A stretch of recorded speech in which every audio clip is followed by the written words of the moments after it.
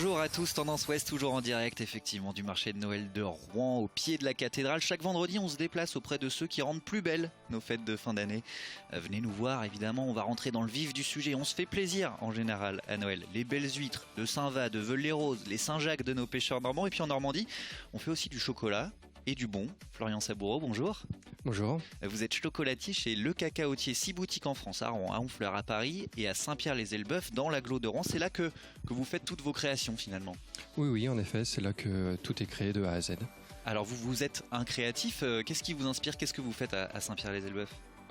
Personnellement, je m'occupe de tout ce qui est création, nos pièces commerciales.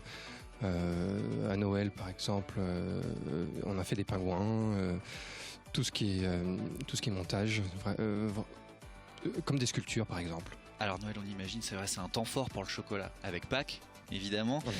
On est le 25 novembre, on entre dans l'Avent très bientôt. Vous nous proposez une alternative au calendrier des grandes marques commerciales, j'allais dire. À quoi il ressemble votre calendrier de l'Avent chez Le Cacaotier?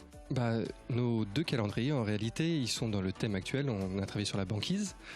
Donc on a deux gammes, une un peu plus luxueuse avec du praliné qui vise surtout les adultes. Un calendrier d'adultes, c'est ça. C'est voilà.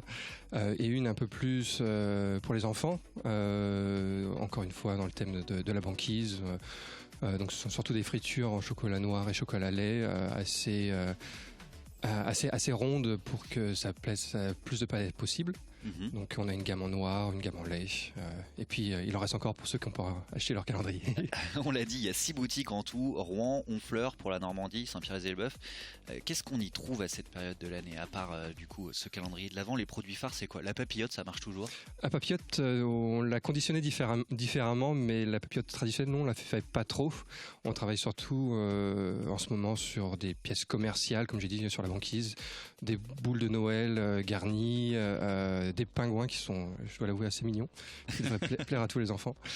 Après, on a aussi nos classiques, tous nos bonbons fourrés, que ce soit des pralinés, des ganaches. Il y en a pour tous les goûts.